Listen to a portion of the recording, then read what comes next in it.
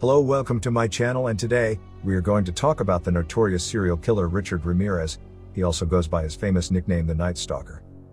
Richard Ramirez was born February 29, 1960 in El Paso, Texas, and died on June 7, 2013.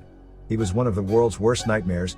He did not only kill 13 people at least, but also was a rapist and a burglar and left far more victims.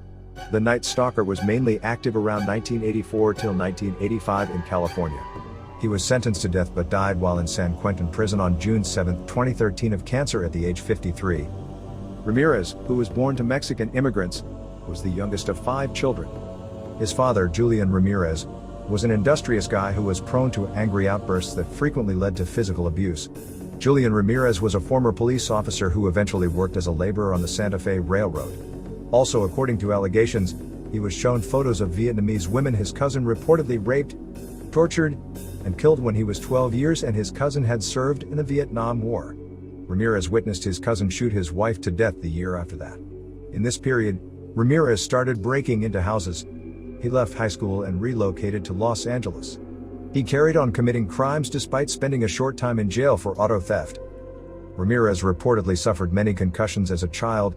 After being knocked out by a swing at age 5, he started having epileptic seizures, which led to being a heavy drug user and developing an interest in Satanism. Ramirez killed his first person in June 1984 when he raped and stabbed a widow, Jenny Vincow, who was 79 years old. Her throat was slashed so deeply that she was nearly decapitated. In 2009, Ramirez was linked to the killing of a 9-year-old girl in April 1984 when his DNA was found at the scene.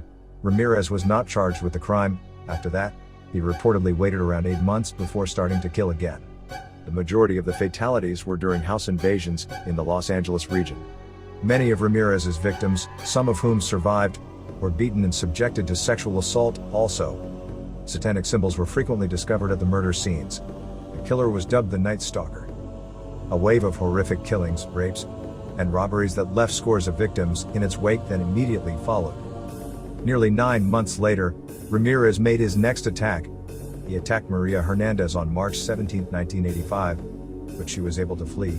He then killed Dale Okazaki, her roommate.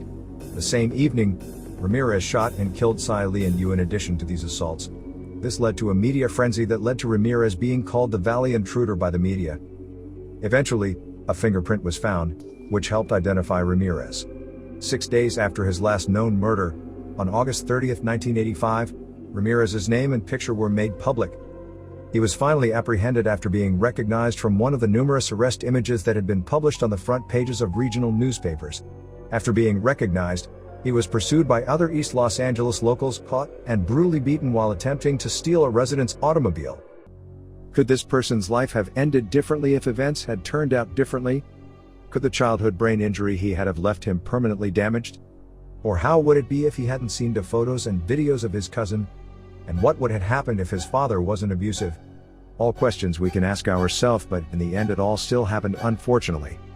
Thanks for watching. Like the video if you like the video, and don't forget to subscribe to hear more disturbing stories.